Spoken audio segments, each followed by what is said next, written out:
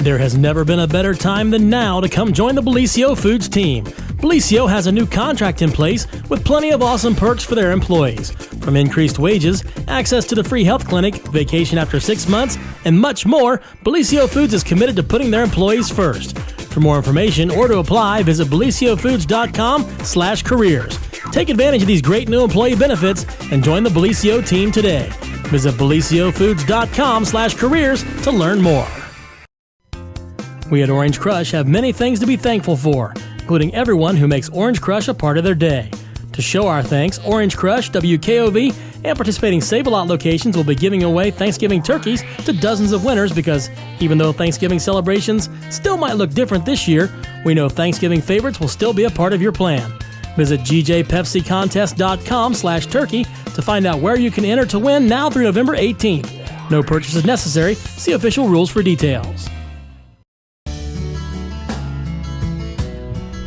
Never have our community heroes been more worthy of recognition than today, and Wendy's is here to show thanks for all they do with a free breakfast for a year giveaway. Starting Monday, November 15th through December 9th, we want you to nominate the individuals you feel have gone above and beyond.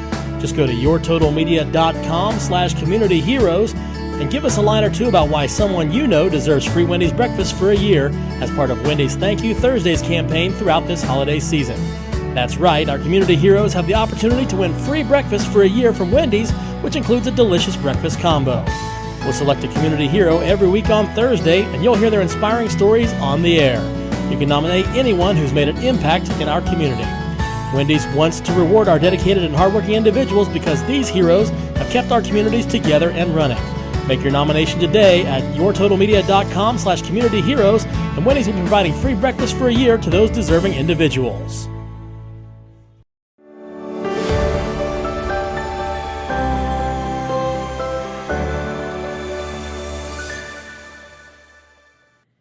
Well, good morning, everyone, and welcome to the new studio here at Main Street How about TV. that? Is this place great or not? It's fantastic. It smells good and everything. It's like all clean and like painted and new and sparkly. The pressure is on to I perform, know. isn't it? So Pete and I decided that we should probably just mess up so it's all uphill from here. No, that's right. Or downhill. That's another way to look at it. So if that happens, folks, it's planned. Listen. Our sweet James Hamilton and a whole lot of other people have worked tirelessly to get this thing put together and ready for us to be here this morning. So thank you, James. And we still have a lot more to do here, but it's exciting to be in the new building. It's very nice. And now we can say that Total Media is totally moved. We're totally moved. You know, we're talking about Yay. zip printing. We're talking about the telegram. The radio was recent. That's and right. now the TV people are here. As And they here say in we are. Poltergeist.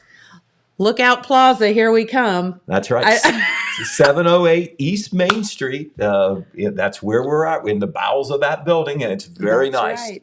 You have to visit us sometime. Yes, visit us, please. And yes, come see. And they'll be very, very happy to show you around. And it will be exciting. So if we do have some hiccups along the way, we do apologize about that. But, you know, first day and first try at this. So Okay, are we on, we'll see. James? Yeah, Are we doing it, James? We're on. There's no hiccups at all. We're getting comments. No one's complaining yet. Okay, Okay. woo! Must be a All good right. start. Okay. Well, very, very good. So, of course, our morning news update is brought to you by Nia Henry, agent for Appalachia Realty. So if you have any real estate needs, Nia's the one to call, 740-418-4135, and she'll work hard for you. And of course, Pete has been out working hard for us and the news. Well, you know, trying to throw that net around all the things happening, good, Man. bad, and in between as we head into, you know, Thanksgiving week 'Tis and the season. and the holidays. So, Yes, you lots know, going There's on. a lot to talk about, and we do have a lot to talk about. And we'll start with what we call some hard news. All right. Okay. All right. One of the stories we're working on now, can't give you a lot of details, but we'll lead off with that. Yesterday, our intrepid reporter, Red Thompson Jr., was on the way to cover a meeting in MacArthur, Okay. the village council meeting. I can't tell you a whole much about that right now, but I can tell you that when he passed through Colton, a vehicle had just run into the front of the Main Express convenience store there. No. Absolutely. Caused some damage there to the front of the property. Uh-oh. And right now, we're waiting on the details there. We understand that there was no injuries, but there was some substantial damage to the front. It wasn't where the door was or anything, so I don't think anybody was in any imminent danger Okay. because of that. But That's good. that happened once again late yesterday afternoon at the Colton Main Express. They're right off 93 as you're passing through there. I know that the sheriff's office was on the scene, as well as I think the Colton Fire Department as well. So we'll certainly be reporting on that. We've got a picture posted now on Facebook. You know, Okay. if you want to see what that looks like, and of course, seeing it here on TV as well. All right, another incident that we want to tell you about was a large barn fire in Hamilton Township, and Uh-oh. I want to thank Madison Jefferson Fire Department Assistant Chief Daniel Parker for letting me know about it and sending some photos. Now, true, this was a barn; it was unoccupied. The property had just changed hands, but it's a fairly well-known property called the Charlie Parks property. It's one of Okay. those places in a fairly remote area where everybody who lived in that area knew the old Charlie Parks property. Well, Charlie Parks does not own that anymore. I'm not sure if Charlie Parks is even alive, but this was a large farm. Hamilton Township is that Oak Hill? It is to the west of Oak Hill, Okay. a small, lightly populated township. It's where the Red Brush is, the famous Red Brush area. I knew that sounded familiar. Right, and so you're talking 6 or 7 miles west of Oak Hill off 279. But this was on Charlie Parks Road, which is basically an access road into the farm off McCoy Road. Okay. And there was a fire there on 2 p.m. November the 16th, which was Tuesday. And the Hamilton Township Fire Department was there, as well as Madison Jefferson Fire Department and South Webster. And what happened was the new property owners, and I can't give you their names because it was unavailable, but they apparently have not moved in yet. This is a agricultural property. There was no residential structure there, just some farm property, including this huge barn that Okay. goes back to the 50s or maybe the 60s. Everybody aware of this property. Used to house a bunch of chickens, I guess. They used it as a chicken barn, and I'm Okay. sure some other uses as well. But it caught fire when the folks who were minding the property, they were doing a little cleanup work there. A trash fire spread to the barn. Oh. And of not course, it good. being in a remote area, even with Hamilton Township having a fire department, they weren't able to save the barn. Now, no contents in the barn at all, so no vehicles or valuable farm equipment lost. But firefighters had to work very hard there. And this is one of the challenges that rural fire departments have. When they got to Charlie Parks Road, there's a small bridge there along the road. Big fire trucks cannot safely pass over that bridge. Okay. And so a couple of the smaller trucks, or one of the smaller trucks, not sure how many, were able to cross that bridge. But once again, not the tanker trucks where you have the water source. Sure. So they had to stretch hose as much as 1,000 feet, according to what I was told, to be able just to put this fire out. And it's very Wow. important to not only try to save the structure, but you're talking about, possibly a big brush fire or forest fire happening. Correct. It getting completely out Right, of and they hand. were able to get this out. So that happened down in Hamilton Township. Wow. All right, another report comes to us from the Jackson County Sheriff's Office, and this involved an incident that happened on Tuesday afternoon, involved a high-speed pursuit in the county, and in this case, the Jackson County Sheriff's Office ended up getting their man, so as to speak. His name is Christopher Gay. He is now in custody. Christopher Gay, according to the information released from the Sheriff's Office, is from Minnesota Avenue in Wellston. And the incident happened starting at 2:03 p.m. When deputies received a report of a stolen black Dodge truck from a residence on Lake Catherine Road, which of course is just west of Jackson. Within 22 minutes, deputies were able to spot the vehicle. They attempted to make a traffic stop, and maybe predictably, Christopher Gay allegedly did not choose to stop. They didn't know he was Christopher Gay until later on, but of course, he took them on a chase that went all the way into Pike County and then back into Jackson County. on Gravel Washer Road and State Route 335 in Pike County, then back into Jackson County on the Beaver Pike. At 2:54 p.m., that is exactly 51 minutes after the deputies received a report, the driver was in custody. They were able to get him stopped when the Highway Patrol put down those stop sticks. Those stop sticks cause your tires to deflate, Yes. and obviously you're not going to go very far or very fast No. with a bunch of flat tires. And so they were able to pull him over. Nobody got hurt. He was arrested and is in custody at the Jackson County Correctional Facility. He is there for a prior warrant for auto theft. The case will be sent to the prosecutor for So this new isn't charges. his first rodeo with auto theft. it Apparently sounds like. not. Fleeing and eluding and theft of this motor vehicle are expected to be charged, but that will be up to the prosecutor's office. So those are some of the quote siren stories we're working on, where there's sirens wailing either because of fires or wrecks or auto chases. All right, today, one of the state's top elected officials will be in Jackson for several events. That will be Secretary of State Frank LaRose. All right. Of course, an Ohio Secretary of State, that is the chief elections officer in the state of Ohio. He was elected in 2018, and we do know that he will be running again in 2022. But he will be in town starting at 2:30 p.m.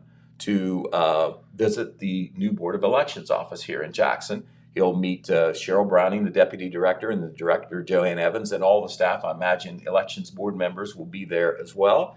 And he will get to see the new office firsthand. Of course, I'm sure that he may say something about Joanne Evans and Cheryl Browning. Remember, we reported earlier, those two women who have run the office for some time, they are retiring. Yes. There's a long transition period where they're going to be training new people. The period for the applications for those two positions ended at the end of October. I think the elections board it will be reviewing those I was going applicants. to ask you, I think has they'd like to have somebody anyone been online. chosen or? I don't think Not that so. you were- Not at least formally. I Okay. think they would like to have somebody in place early next year, and then have training over a period of months, including the primary election. Yes. And then at the end of June, I believe that's when both Joanne and Cheryl will be leaving. But in addition to the visit to the Board of Elections office, at 4 p.m., Secretary of State LaRose will be the main guest at a business roundtable. I think we mentioned that on the show last Thursday.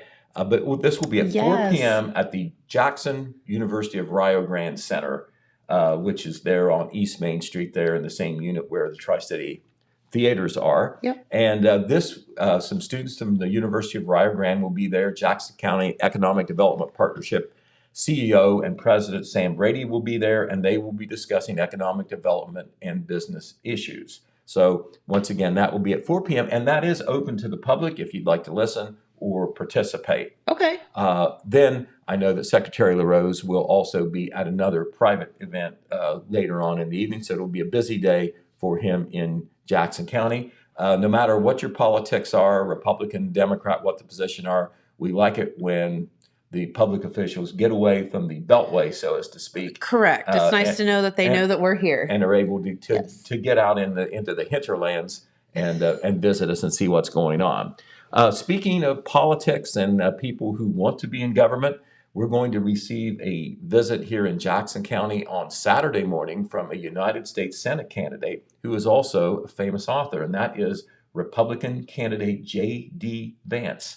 A Okay. lot of people know Mr. Vance for the book Hillbilly Elegy, which came out in 2016. And it was on the bestseller list for 2 years, the New York Times bestseller list. And that is a book about his experiences growing up in Appalachia. He said that he was from a poor working class family. He grew up, his mother had drug addiction problems. There was that problem, money problems in the family, Sure. divisions in the family, single parent situations. I think he had 3 different father figures at times. His grandma and grandpa raised him. He had a lot of contact with relatives in Kentucky. That was where the family was from. They moved to Middletown to find work before he was born, and that was where he grew up.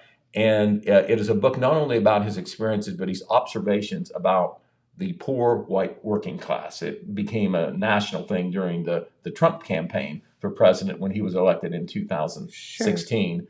The pundits felt that it was kind of like a statement why that block of voters turned to Trump in 2016 when maybe many of them might have been Democrats before. So anyway, he is running for United States Senate now. He has been a personal success. He was able to graduate high school, college, law school from Yale even. Whoa. He has worked for an investment company in San Francisco.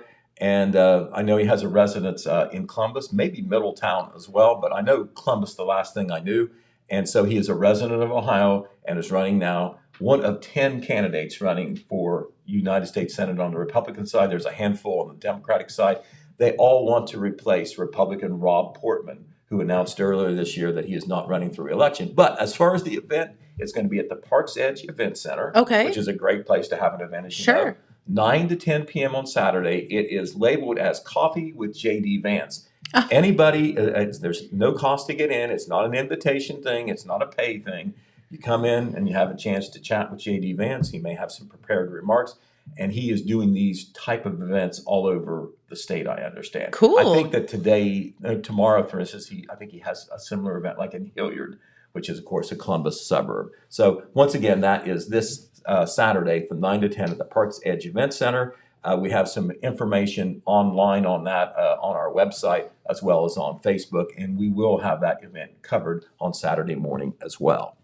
Okay, and it's 2021, but that indicates, I think, how much attention we're going to get in 2022 from these United States Senate candidates. Sounds like it. It is an open seat, and as you know, there's national implications as both the Republicans and Democrats fight for control of the United States Senate. And I'm sure that Ohio is considered a swing state, and this will be considered a swing race as well. So we will see what happens there.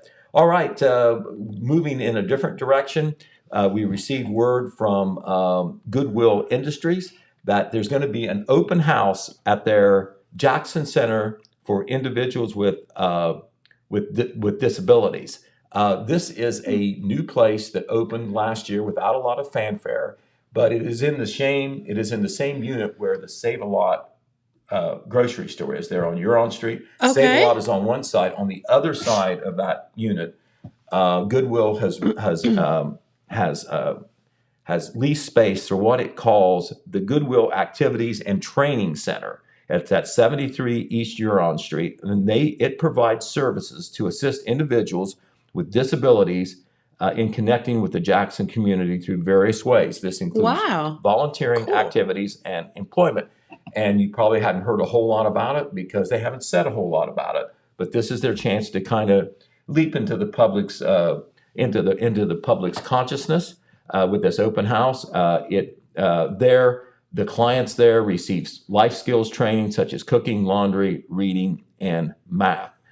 Goodwill spokesman said they want the community to come and visit us and see our center and learn more about the programs that the community helps support when they shop at and donate to the store. So the Goodwill store, which we have now, remember they built a new one just a year or so ago. It's off McCarty Lane now. Right. And of course, there's other Goodwill stores in some other nearby towns, MacArthur, for instance. The corporate office for Goodwill is located in Chillicothe, by the way. But you are welcome. I didn't know that. Yes, you are welcome to come to this open house. It's going to be next Tuesday, November 23rd, from 3 p.m. to 6 p.m. There will be light refreshments, and you can learn what they do at this center, the good work they do at this center. And even though Goodwill is not a government organization, it still does charity work, does service work. And when you go to a Goodwill store and buy things, it supports programs like this, including that training center, which now is open in Jackson. All right. The county commissioners and Sheriff Ted Frazier were happy campers on Tuesday at this week's Jackson County Commissioners meeting. Hey, we like the sheriff being happy, huh? Right. He announced, along with the commissioners, that the county's communication system for the sheriff's office, the Emergency Services Center, Dispatching Center, is going to get a $1.2 million upgrade. Whoa. Very, very important. This money is coming from the feds through, the American Rescue, Rescue Plan Act, where, there's lots of federal money coming, and the upgrades are going to be paid with a portion of this money. The committee that put this together was Sheriff Frazier, Commissioner Donnie Willis, Commissioner John Hensler, and Jackson County Auditor Tiffany Ridgway, and they were the ones that did the work to be able to get this money coming to Jackson. And this will upgrade the communication system that is used by the sheriff and the EMS, and it should be Yes. it will be a big improvement. And when you're talking about a $1.2 million, I mean, you're probably not surprised that a major comprehensive upgrade would cost that. Right. The issue is paying for it if you're the locals. Correct. And so, all this money, I know some people roll their eyes. It's coming from Washington through Columbus or whatever, but it is making a positive impact. May hit you later in your wallet because nothing's free, but there is a lot of federal money rolling into Jackson and Benton counties. All right, Yes. we do want to say we want to tip our hat to two men who have served the Benton County Local Board of Education for many years. They are Jeff Backer and Tom McManus. At the November 15th Board of Education meeting, they were recognized for their long years of service. And the reason they're being recognized is that they did not run for re-election. And the board has decided that at this point, unless something comes up, they don't need a meeting in December. So this was probably their last formal board meeting, even though their terms run through the end of the year. But Jeff Backer, of course, we know him very well. He is one of the voices of the Benton County Vikings sports programs, works at the Benton County National Bank, and he has really helped us, not only broadcasting the sports games, but he is our correspondent for the radio when we do election returns. He's done that for years. We know we can count on him.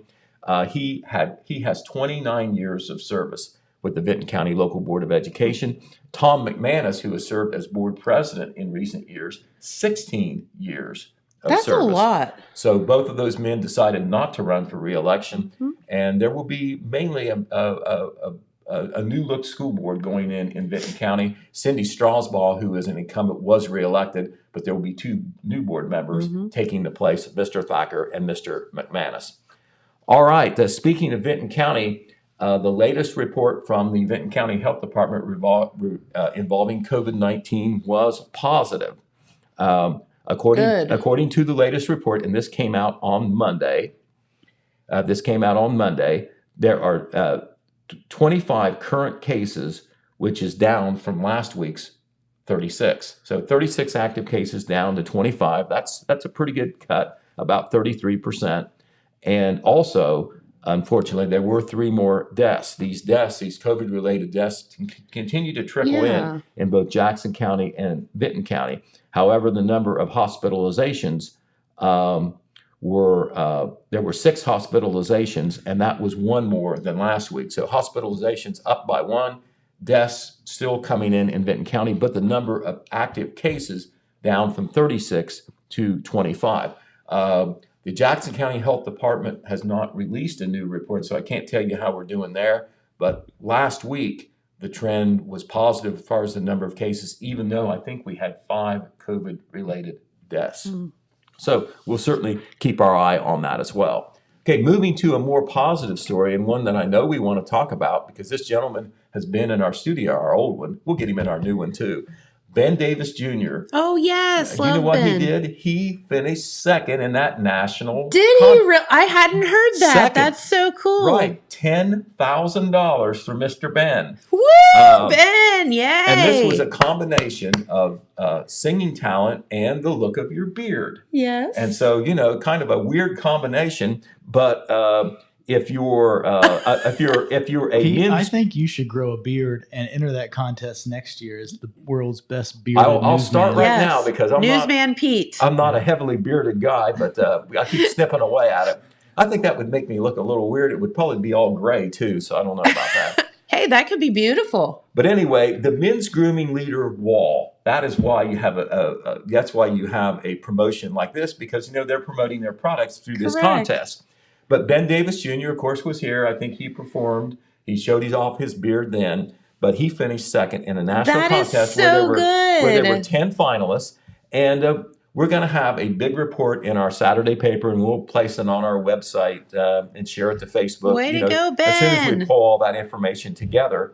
But in his video, Ben sings a down-home original song and showcases his talent as an acoustic guitar player. In the news release, he's listed as being from Chillicothe, but we're going to claim him here in Jackson. Hey, he's because- living in Jackson right now. Okay, he's living in Jackson right now. We might have to say that in our report. I didn't know that Yep. because I know he's lived in Chillicothe as well too. Yes. But in the news release, he said he noted. I mean, the money comes at a very good time. The pandemic hit him hard too because as an entertainer, Sure. obviously, there's not going to be as many events Correct. to go out and perform.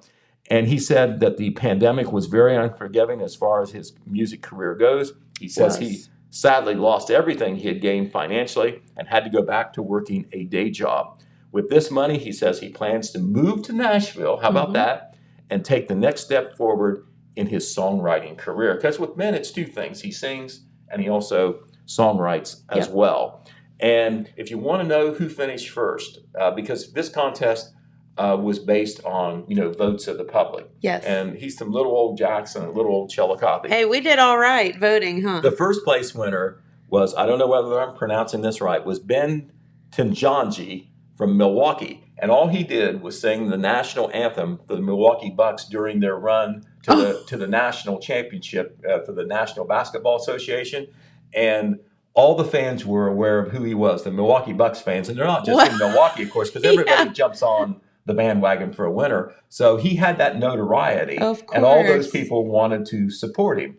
And, there is no NBA franchise here in Jackson. Sorry, Ben, we tried. Right. So that Ben, a different Ben, won first place, and that was $20,000. Man. The third place winner, by the way, was Colin Smith from Omaha, Nebraska. But you know that all those finalists were very talented, or you wouldn't have. Got to be a they wouldn't have finalist. been there to begin And they had with. some notoriety in their community. And they obviously had a pretty good-looking beard as well. So congratulations to Ben Davis Jr., and certainly you can look forward to that story in our Saturday paper. Here at home, we want to tip our cap to another young man. Well, he's not so young anymore, but he seems that way to me because I know when he came up through Oak Hill Schools and got his first job at Jackson High School as a teacher and coach, and that is Greg Potter. And Greg may be the longest tenured active teacher in the Jackson City schools. Love Mr. Potter. 38 years. 38 years for Greg Potter at the Jackson schools. And the reason that we're talking about Greg now, he is planning to retire. Of course, that's at the end of the school year in May.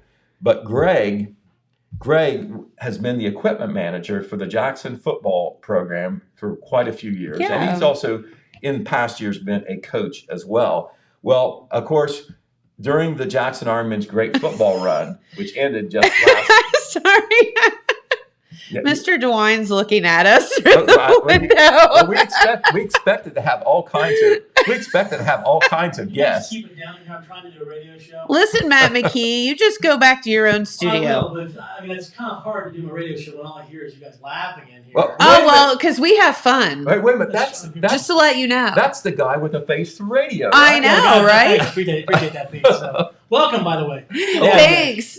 Thanks. Right, like And that was him, wasn't it? That was Matt. Who knows what's going to happen in this? This So is everybody wants terrifying. everybody wants to be part of it. There's way too many people in this building. But I any- can see pranks galore. Now, Anyway, I know, but back to Greg, Mr. Potter. Back to Greg Potter, longtime equipment manager for the Jackson football program, and Coach Andy Hall made it a point down the stretch to give Greg Potter some public recognition for all he does, because equipment manager is a very important behind the scenes, out of the spotlight type job. I mean, just think of 100%. all that valuable football equipment. Oh my gosh. Uniforms, shoulder pads, footballs, all the stuff that he has to be in charge of, Everything. to buy, to manage, to store, to move around when there are Yeah. games and so forth. And he was given the game ball after the Jackson Chillicothe game. And normally the game Aw. ball goes to the star of the team or maybe to a coach or whatever. but it went to the equipment manager, Greg Potter. And so I wanted to acknowledge Greg here because the football program did, the athletic department did at the school. We're going to have a feature story on that coming up in one of our future editions of the Telegram as well. So congratulations to Greg Potter. And we have all sorts of local connections with Greg. He grew up in the Oak Hill area, was an outstanding basketball player there in his day at Oak Hill. Great three-throw shooter, great marksman. He ended up going to the University of Rio Grande, and after Rio Grande, he came to Jackson. He was the head coach of the boys varsity basketball team for a while there. But he was also involved in the football program as well, and he will be putting a cap on his 38-year career at the end of the current school year. He's also well known, still lives in the Oak Hill area. He is a Madison Township trustee, was reelected to his second term in this last general election. Well, I would never tell him, but he certainly made his mark on my athletic career and whatever growing up. Not that I had a huge one, but I always loved Mr. Potter, and he has such a good sense of humor. So he's always just so fun to talk to. And it's fun when you grow up and you have a teacher, that you meshed well with, but then as adults, you can still, have those conversations, and it's always fun to see him. I always really enjoy our visits. Well, he's an all-around good guy. He's such a good dude. Yeah, and I know this phrase gets thrown around, but he's got old school values. He just believes in putting the shoulder to the wheel and being responsible and being a team player. He's such just a down-to-earth human. All the way. Always enjoy talking with him. All right. Well, the Jackson Area Chamber of Commerce had an event on Tuesday, and they were at the new site of the Hubbard and Daniels accounting office, the old Milton Bank, built as the Milton Bank some years ago, but still fairly new, at 400 East Main Street, there at the corner of East Main and Harding Avenue. And Hubbard and Daniels moved, of course, from the office commons lease space to their own space, the former Milton Bank building. Yeah.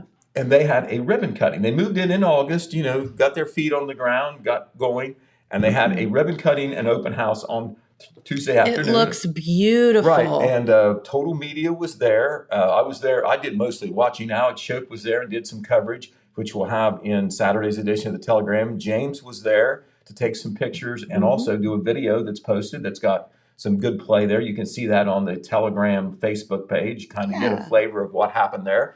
But the chamber was there for a ribbon cutting. Board members was there.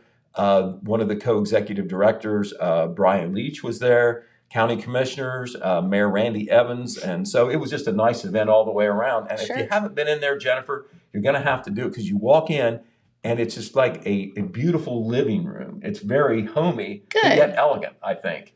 And so it's just a wonder what they have done with that lobby there.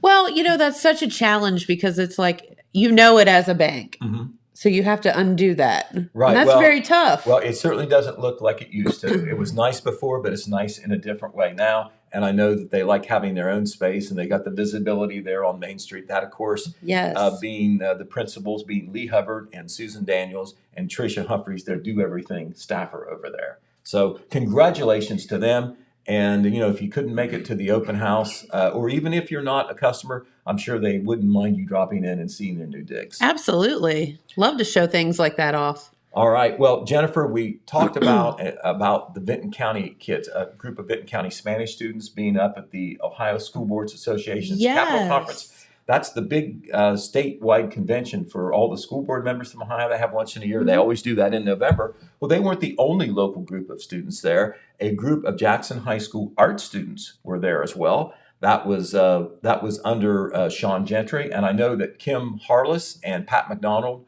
were at least two of the Jackson City Board of Education members there. But what they did was they showed off what the art students did last year with second graders, to kind of show them that the second graders did some art projects, and then the high school art students then took those initial project and enhanced them and turned them into projects for the arts fair that was held last May. And so this gained the attention of OSBA, the High School Boards Association, and they did a display and demonstration up there in front of school leaders from all over Ohio. So cool. Just as the Spanish students did from Vinton County High School. All right, tonight We don't have the Festival of Trees, but we have the Festival of Lights. Remember, we had That's right. we had Lisa Warrens in here talking about that. Of course, Lisa is, of course, one of the main folks over at the Jackson Senior Citizen Center, Yes. which is run by the Jackson County Board of Agency. That's a county-wide agency. And she was the one, I'll have to credit her, I'm guessing, she was the main force who jumped in and saw that the so-called Festival of Trees just wasn't going to end because it was set to end.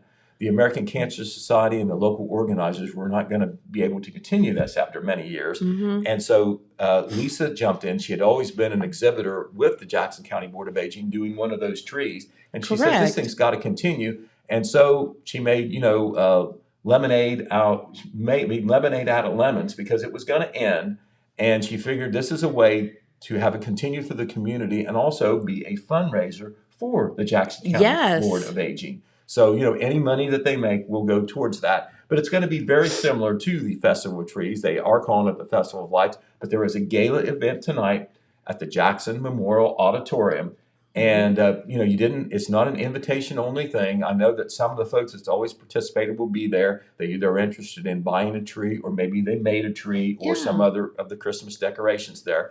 But for $25, you can just show up and get in. There'll be refreshments served as well. It'll be a great night. There'll be a live auction involved. And that's when you can see trees first and also have a chance to buy them as well. There will be wreaths and centerpieces if it's been like past years as well. Then on Friday and Saturday, And there's some cookies and stuff too. there'll be food too, I'm sure. Yeah, cookies and that's part I'm of just saying they have baked goods. you know that, don't you? I All do. right. Well, Annie, I imagine all those trappings will be there as well. Yes. But then on Friday and Saturday during the daytime hours, you can pop in and see those trees free of Yeah. charge. You don't even have to pay a nominal dollar or anything to go through and see them. What a fun event. And who doesn't like to walk around and look at Christmas lights and pretty things? Like, Right, exactly. it's so fun. They always do it, and next week is Thanksgiving. They always do it the week before Thanksgiving. It's kind of like a springboard into the Kind holiday of kicks season. off the holiday season. That's exactly Yep. what it is. And when you see the trees, how can you not know? Oh, Christmas, that's only about 5 or 6 weeks away now. So, lest we forget. Yes. But anyway, tonight there will be that gala event. And then on Friday, this is a new angle that Lisa came up with. She has invited the merchants of downtown Jackson to create various holiday-themed Christmas displays in their storefront windows. They are going to have a contest with that. Okay. Where participating merchants, they will be open from 4 to 7 p.m. on Friday, where the public can see these storefronts, and the public will then vote on their favorite storefronts. And then the winner, I'm not sure when it will be announced, but it'll probably be this weekend, will receive a traveling trophy. And so this will be a thing that will carry over into next year. And hopefully, just as there's competition for the window decorating for the Apple Festival, it will work out this way for the downtown merchants as well. And that gets them involved in this thing as well. And there will also be a Santa's Workshop. That's for kids. That will be on Saturday from 9 to 11 p.m. That will be 9 to 11 a.m. That will be at the Memorial Auditorium where all the trees are. Entry is only $5 for the first child and $2 to each additional child. The times when you can see the Christmas trees, if that's all you want to do, Friday from 12 p.m. to 7:30 p.m. and then Saturday 9 a.m. to 1:30 p.m. That's basically when the event will end. So that, once again, the Festival of Lights rebranded from the Festival of Trees. And it but is very similar. Right. And it is at the Memorial Building, correct? At the Memorial Okay. Building. Just with making sure. The Memorial Auditorium, 145 Broadway. In the back there, you go in the side door there is where you'll go. You'll see all the cars. Yes. And maybe the lights to the trees. All right. Last Saturday, we need to acknowledge that they had another successful Rock for Tots concert. That was, of course, at the Marquette Cultural Arts Center. And that was the quintet of John Jones, Bart Wiseman, Craig Klein, David Leach, and our own John Pelletier, of course. And so they sang 60s song. They sang 60s songs.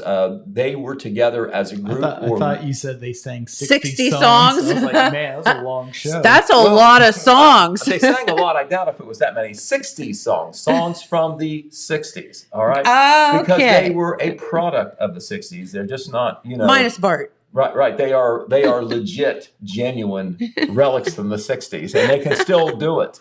And they had a sellout when they had a concert in 2019. I'm not sure this was a sellout, but I know that it was a near sellout. If it wasn't a sellout, I wasn't able to get there this year, but I know it was very successful. Of course, all the money that they raised goes into the Rock for Tots program, which is regional program to support Christmas toys and gifts for kids. And the money from this event, since it was in Jackson County, will go to the Christmas programs, the Gear Grinders here in Jackson, the Wellston Fire Department in Wellston. And so that's the whole point, So, is to help kids, our local kids. That's what it's all about. And you know that, when you put yourself out on the stage after all those years, you're putting yourself on the line. You don't have to do that. So let's give those gentlemen a lot of credit. That's and right. for everybody who attended, you helped as well, because Yes. your money will go to support buying Christmas gifts for kids in our local area here in Jackson County. All right, let's not get ahead of ourselves because Thanksgiving has not happened yet. Yes, we cannot forget Thanksgiving. Right, I want to give you quick reminders. There will be 2 community Thanksgiving services here in Jackson at the Christ United Methodist Church on Sunday. That's the 21st. It will be 6 p.m. at the Christ United Methodist Church. The Nazarene pastor, Reverend Mark Erskine, will be delivering the main sermon there. In Wellston, meanwhile, at the same time, Sunday, November 21st, there will be a Wellston Community Thanksgiving service put together by the Wellston Ministerial Association. It will be at the First Presbyterian Church of Wellston, which is our own John Pelletier's church on South Pennsylvania Avenue.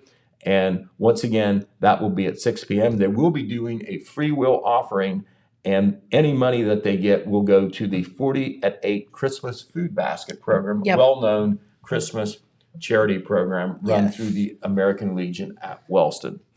All right, and speaking of good deed doers, there's so much going on that people do to help other people. I mean, it just boggles your mind, and I try to collect this information, and it really hits me how good people are to help other people here in Jackson and Vinton counties.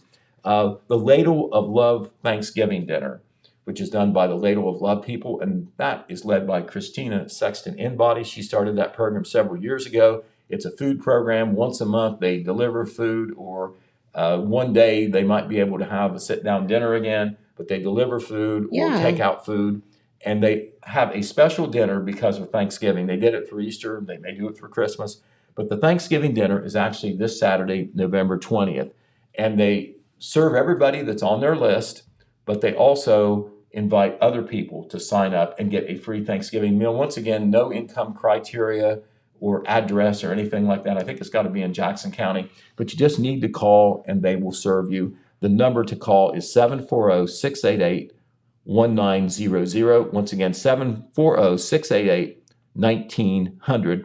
And that is done out of the Good Shepherd Wesleyan Church out there on Chillicothe Pike. So thank you to Christina Sexton Inbody, all her volunteers in the church for what they do there. We mentioned this on TV before, but we've got to mention it again. Rowdy Smokehouse doing that free Thanksgiving dinner on Thanksgiving. Thanks, guys. Talk about a hot meal on the holiday. Yep. Now, this is not a sit-down meal. They obviously can't plan for that. But they will have kind of like a buffet line where they will have takeout meals ready. You just go through the line, no questions asked. Doesn't matter who you are, how much money you make, or how much money you don't make, where you live, what you do. They just want to provide this for anybody that might need it or want it. And it's going to be on Thanksgiving Day. That's Thursday, November 25th. It will run from 11 a.m. to 2 p.m. And this was a project of Nathan Kitts, the smiling, good-hearted owner-operator Thank you, Nathan. of Rowdy Smokehouse at 495 Ralph Street in Jackson, if you don't know where it is, right there at the corner of East Main and Ralph Street. And he is able to do this because of the sponsorship of Walmart of Jackson, the Frazier family. I'm talking about Sheriff Frazier, his wife, Alice, Dr. Alice Frazier, and their 2 children, Taylor and Haley, Speyside Bourbon Cooperage, and the Sons of the American Legion in Wellston. He knew he was going to need some help on this. I'm sure he's handling the cooking and all. And if he's as good with turkey and dressing as he is with brisket, I'd say it'll be really good. It's obviously going to be a great meal. And, Rowdy's, Jennifer, from being in the restaurant business, how competitive that is and how hard it is. And Nathan has made a success of it, but he's never forgot about giving back to the community. That's right. So thanks to him for that. All right. Catherine Glass, we've had her on here before with the Girl Scouts. Well, she wants to make sure the doggies get fed as well during the holidays. Her Girl Scout Troop 8819 is hosting a pet food drive that's going on right now. Yay! It will benefit all the canines out there at the Jackson County Dog Pound. And they are asking donors to step forward to help donate enough pet food to fill the blessing box at the Jackson County Dog Pound there on Reservoir Road, just outside of Jackson. This is going on right now. The drive will run for approximately 1 month. Both cat and dog foods are needed in bags of no larger than 20 pounds. So they'll help. Yeah, because it needs to fit in the space. Exactly. They'll help the kitties too. The drop-off location, you don't have to go out to the dog pound. It's a little out of the way, maybe for some folks. It's at the Jackson City Library. Okay. Or if you know any of the Girl Scouts involved, they would be glad to take them themselves.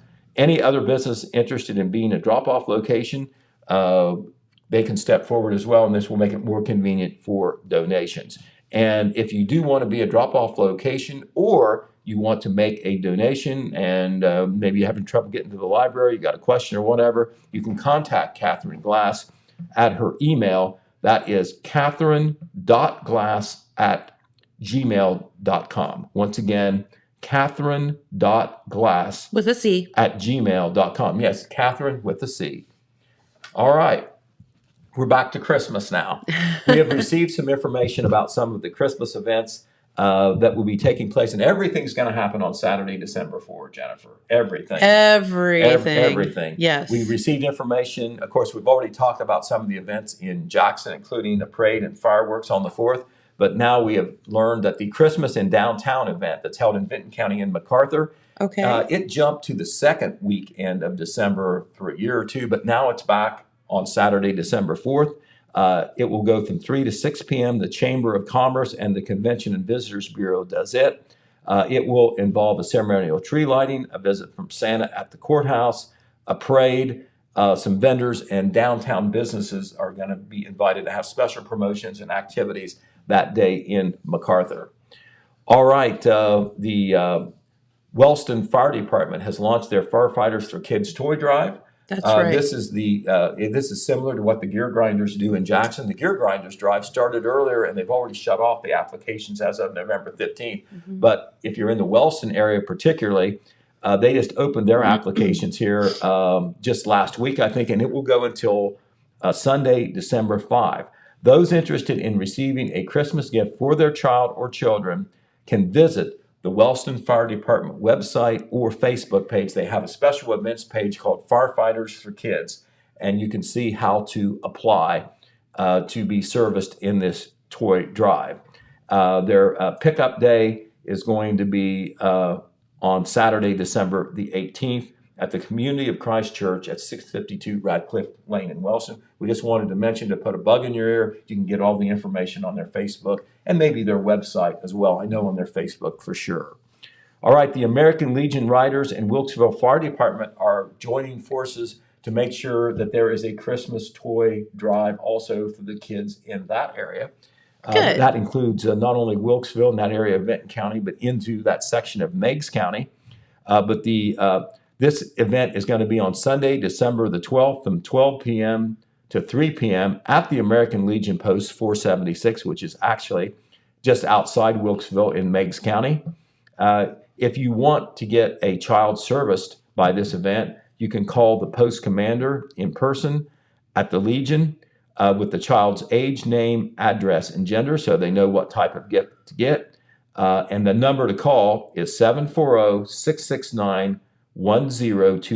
Once again, 740-669-1020. That information will be on our website and Facebook as well. Yeah. If it isn't already, it will be there soon, we promise you. So you know how to get this information. We know we're asking you to absorb a lot on all these great programs. There's so much stuff going on. Yes, it's hard to keep Right. track. But anyway, they want to service children ages 1 to 14. That is the target audience. Good. All right, Brian Moore, who works for West Banco and is one of the good deed doers in the Oak Hill area. Yes. He is with the Oak Hill Historical Society that does a lot of the good work there.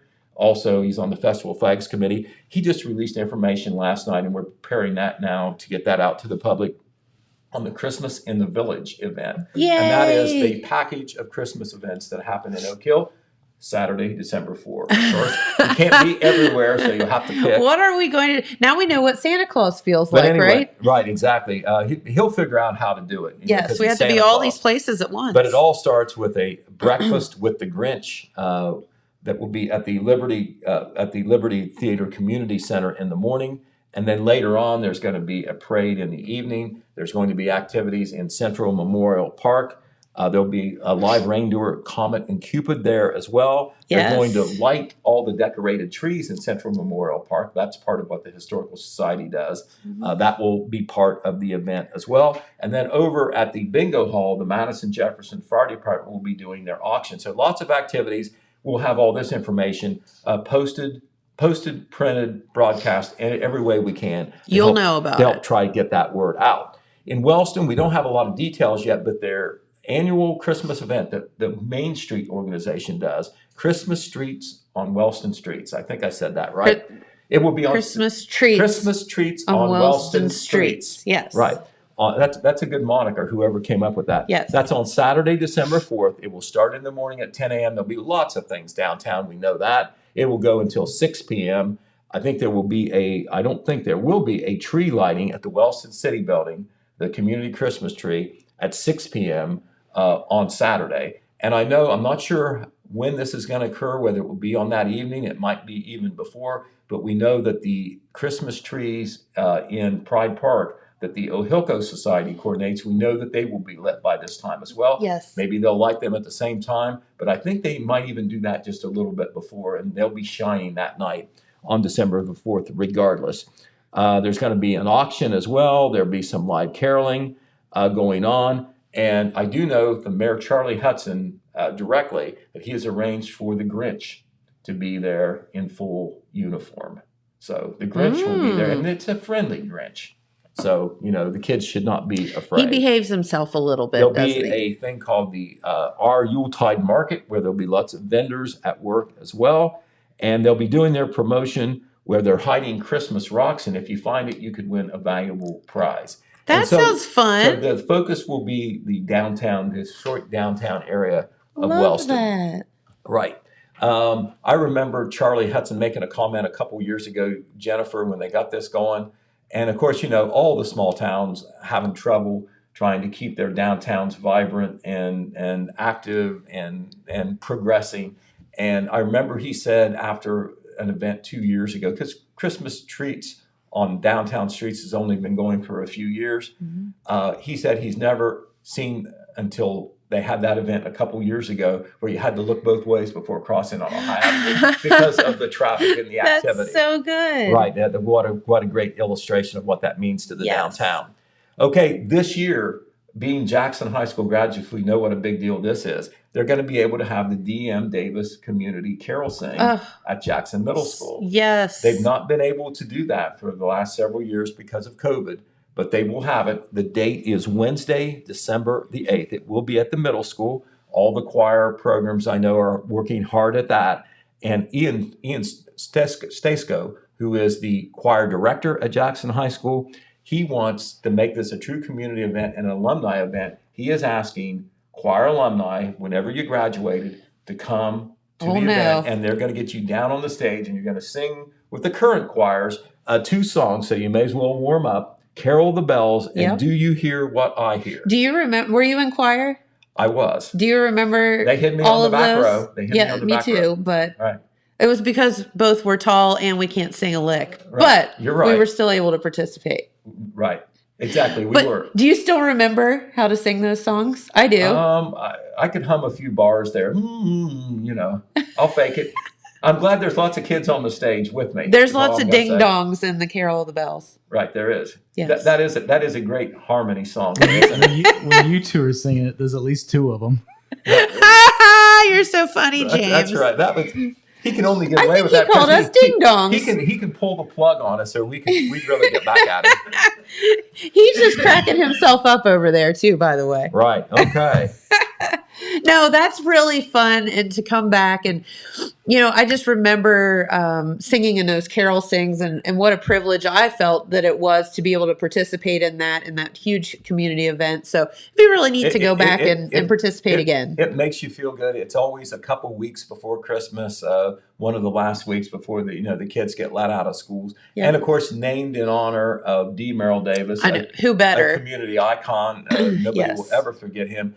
The only mistake that D. Merrill Davis ever made that I can document is he recruited me for the Christ United Methodist Church choir, which, it was a good choir, and he was asking for a train wreck there.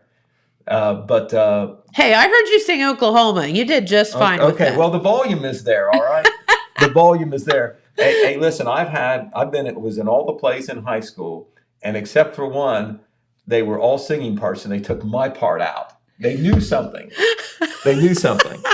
Oh, Pete. I know it hurt me for a long time. Scars for life. Scarred for life. Right. Okay. But anyway, we digress. The Jackson County EMS is going to do a nice service this Friday, November the 19th. It will be out at that University of Rio Grande Center, same place where they're doing the business roundtable today. They're going to do free child car seat checks. Very important. Huge deal. Very important. If you have trouble putting together an erector set, you might have trouble installing that car seat. They will make sure that it's in there safe. Love that. You just don't have it in there to say you have it. If you talk to any law enforcement officer or paramedic or whatever, they will tell you that car seats are never put in properly. No, so whether you think you know what you're doing or not, you need to have them checked out. Right, and they want to help. And this Yes. is 8:30. This is 8:30 a.m. to 10:30 a.m. That's a great Friday, service. Friday at the Rio Grande Jackson Center, 980 East Main Street. Well, on the sports side, we want to congratulate Jenna Johnston. She is a senior at Wellston High School. And Jenna, it was just announced earlier in the week, our sports editor, Todd Thompson, was there to cover it. She announced that she had signed a letter of intent to play college softball at Oakland University, which is in Michigan. And Jenna had just been a great softball player for Wellston. They have truly great, I do not exaggerate, a great softball program that goes back many years because of the great tradition they have in Wellston for baseball, softball, and the youth recreation programs. Yes. But Jenna is a product of that. She is going to be able to play for Oakland University, and that's in the Horizon League. This is a very competitive softball league. It isn't just a real small college. Way to go, girl. It's Purdue, Fort Wayne, University of Wisconsin-Milwaukee, Northern Kentucky, Illinois at Chicago, Wright State, Youngstown State, Cleveland State. All those places are in the conference where Oakland University plays. So she is an outstanding defender, a great hitter. I think she can pitch as well.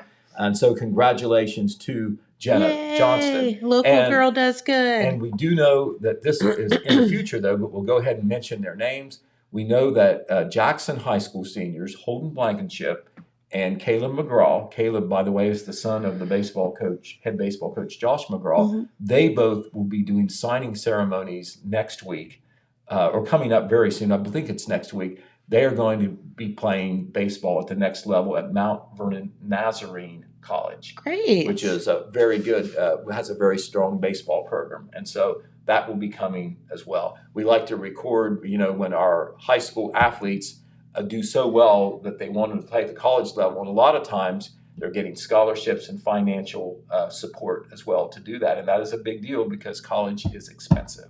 Yes, it is. And then they get to do something that they've loved through high school as well. Correct. So that's where we stand. I know that before we go off the air, we need to talk about a great program that Wendy's is doing. So you've got the info on that, don't you? I do. The Wendy's Community Hero program is going on right now. And this is a very cool thing. Actually, James probably knows more about it than I do. Do you want to? You've got the paper in front of you. Okay. But the basic gist of it is Wendy's is looking to find our local community heroes, Yes. and they are going to give them free breakfast for a year. Did you hear that? Free breakfast. Free for a breakfast Oh year? for a my! year. Well, I knew they had some awards thing. I had no idea it was that good. Yeah. So And if you haven't had Wendy's breakfast, it's really But yeah, good. the gift that keeps on giving. Yes, the whole year. Okay. Like the Jelly of the Month Club. And so if there's somebody that you know, a neighbor, a family member, whatever, that Yeah. maybe a teacher that you would like to nominate as a community hero, you can go to yourtotalmedia.com/community heroes Okay.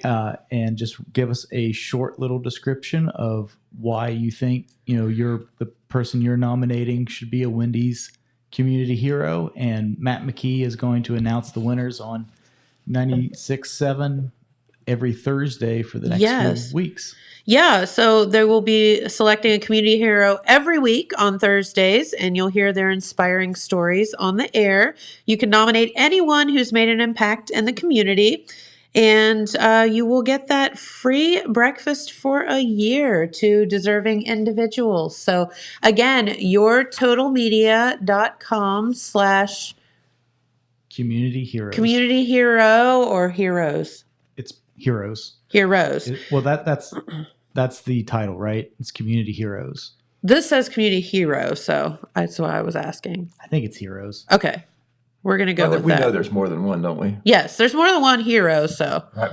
That's right. We know from being connected on what we do and having lived here for a long time. there's a lot of folks out there deserving. Oh my gosh! We just need to get the log rolling down the hill on that. And what a great way to give some deserving person who does great things, but behind the scenes, some recognition. And so, You've got it. folks, take advantage of this opportunity. Yeah, so it is Community Heroes,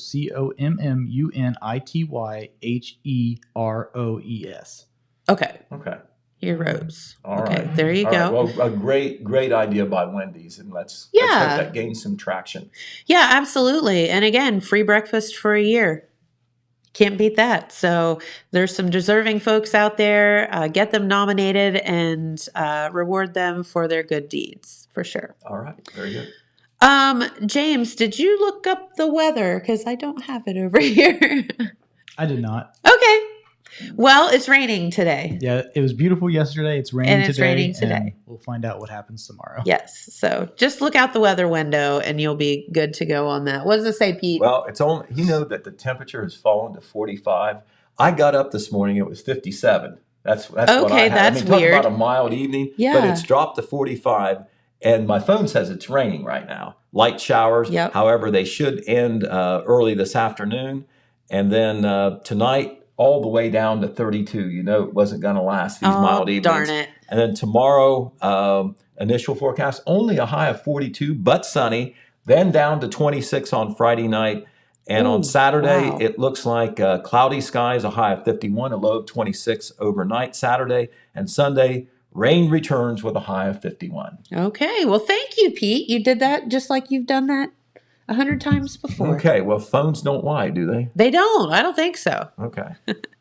All right. Well, we made it through our first program here in the how new about- space. How about that? You did great, Pete. Yeah, I thought you did great. And James pushed all the right buttons because we're still on the air. We think so, Except All for right. the weather button. except for the weather button. But we'll give him that. Okay. That's all right. All right, very good. All right. Well, thank you so much, everyone, for tuning in. We will be back here tomorrow with one of our friends from Holzer, as far as we know. And if they don't go to the wrong building, we'll have to make a call about that. But have a wonderful day, everyone. Thank you so much for tuning in. And we'll be right back here tomorrow on your TGIF Friday kickoff, weekend kickoff program. So until then, have a great day. Bye-bye.